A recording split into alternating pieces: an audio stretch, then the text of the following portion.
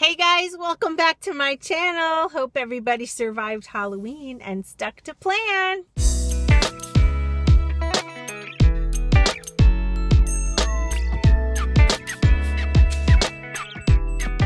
Today's video is some of my personal tips on how to stay focused throughout the holiday season. Halloween is behind us and moving on to Thanksgiving and Christmas. That is the holiday season if you live in the States, even if you don't live in the States. But it is the typical holiday time and it is upon us, and it is usually the time of year when diets or your focus is just, very easily pushed to the side and excuses are made. It's the holidays, yada yada. No, not on this way of life. And I'm going to give you my personal tips on what I do to stay focused. All right, tip number 1. First of all, you got to remember, I grew up in the 70s. There were no such thing as cell phones, and technology is just not my thing, guys. I love my Fitness Pal and I love all of this stuff, but truthfully, what I do is, two things. This is going to be a two-parted tip. When I like to keep track of how much I weigh, what do I do to keep track? Yes, I put it in my Fitness Pal, but I guess it's the way I grew up, I like to write stuff down. So in a secret spot, which I'm not going to say because then my family will find it, somewhere in my house, I have a notebook. That's right, a spiral-bound notebook. And every time I weigh myself, it could be every day like it was early on. Now it's like once a week, maybe a little bit more depending. I write the date and how much I weigh. And I literally can look back for a whole year from last year till this year. Every time I weighed myself, the date and the weight, the date and the weight, the date and the weight. It's easier to look at a chunk of time through a notebook rather than my Fitness Pal app. I just feel having to get on the scale, write that number down. I'm accountable for it. And I also like to use that with my Fitness Pal, because if I see a period of time where I was really losing kind of fast or whatever, I might go back into the app in that time period and look and see what I was eating and see if there's anything different. See if I'm having too many avocados or too many, something that would stall me out. All right, so that's tip number 1. Get yourself a notebook and calculate your weight and write it down every time you weigh yourself with the date.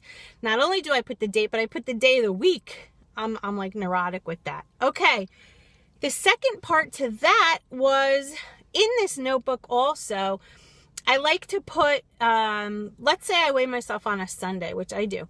Let's say the night before I had high sodium or, whatever. I like to write it down. I also like to write down my feelings, because I feel like sometimes we hold our feelings in, and when we do that and we don't get it out, even if you write it down, you're kind of getting it out. I feel it's a good way to just get it out there. And then you can look back and say, why did I have, a 1 or 2 pound gain this week? Well, if you look back and see that 2 nights out of the week you had like really high sodium, then you'll know, and it won't psychologically break you. Okay, second tip, plan everything out. There's no ifs, ands, or buts. There's no waking up and saying, oh my God, what am I going to make for breakfast? I don't have this in the house. I only have pancakes. No. Every day you have to make a conscious effort to know what your meals are going to be. Variety is wonderful and spontaneity is awesome, but you really need to plan things out. So keep your house keto friendly. Keep the things that you need to be successful in your fridge, in your pantry, in your work desk, in your bag for work, wherever, in your car, in your glove box. Keep a snack with you always. Always have something around you. My third tip, and this is a big one, is get enough sleep, guys. There's no ifs, ands, or buts around this. You have to get enough sleep to lose the weight. Stress hormones, lack of sleep, fatigue causes cravings. You have to get your sleep, okay? I know it's fun to stay up late and watch movies, because I always try to, but I always fall asleep. So get enough sleep. All right, now with the holidays moving in, here's a tip. You got to just let it go when it comes to trying to hide your way of life. Be proud of being on keto. Don't even try to make an excuse. I'm going to give you a great example. I was just at a family gathering not long ago, and I am a big coffee drinker after dinner. So I knew that this person had a really nice coffee bar in their house with all kinds of coffee. What did I do? Oh, I brought my own stevia. I brought a little thermos of heavy cream. That's right, I did. And I didn't care who was watching. I used my own stuff. And actually, somebody did say, what the heck is that? You brought your own thermos of heavy cream. Why don't you just use the flavored cream? And I'm proud of what I do. So I just said, listen, this is the way I eat. I enjoy this. So I brought it. I don't have to give an excuse. Well, it's better for you, blah, blah, blah. It's I enjoy it. So I bring it. And if people don't like that, that is just too bad. So my next tip, or I guess this correlates with this one, is don't be ashamed, guys. If you go to someone's house for the holidays, bring something that you can enjoy. You don't have to make an excuse for the way you eat, because people that don't eat our way of eating, they don't make excuses. They just eat it. So if somebody actually says something to you and puts you on the spot, you just say, listen, you like to eat the way you eat and I like the way I eat. Let's just enjoy each other's company and not focus on the food. Okay. The next thing, if you are making a holiday meal, incorporate food for everyone. It is very important not to thrust your way of life on other people, because you don't like when they do it to you. So I always do this. If I'm going to someone's house, I bring something that I can enjoy and I watch them enjoy what they want to enjoy. And there is no conversation about, why are you eating that? Or I can't eat that. It's just, we just try to enjoy the company and not focus so much around the food. And I know it sounds easier than said than done, but it's really important to be proud of what you're doing, what you're accomplishing, and not be so afraid to discuss it, but don't thrust it on other people. Okay, so another tip, do your research. I find that especially in the group, there's a lot of newbies and a lot of people that really don't get the gist. And the questions are amazing and the answers you guys are providing are fabulous. But I really encourage you guys to all do your education, especially when the holidays are coming around. You want to know what you can eat, what you can't eat. You can't always rely on a group and people's opinions. You have to do your own research. Think of the foods that you want to eat, recipes that you want to make, and look up their nutritional information. See if it will allow you to get into ketosis or stay into ketosis. And just remember also, just because a food will fit your macros doesn't necessarily mean that it's good to promote weight loss or create ketones.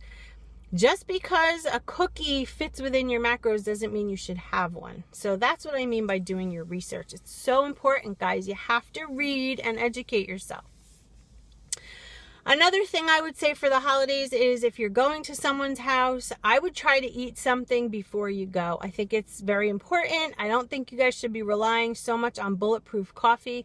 I think you need to eat your macros. I think sometimes that we use the bulletproof coffee as a way to not eat for a lengthy period of time, but I also know that when you don't eat enough calories metabolically, you can create your own stall. So for those who go and have a BPC for breakfast and then go all day without eating and whatnot, in the long run, guys, that's not good. You can't live off oil and such just for such a long period of time, every day for the rest of your life. It's not. You gotta eat your meals.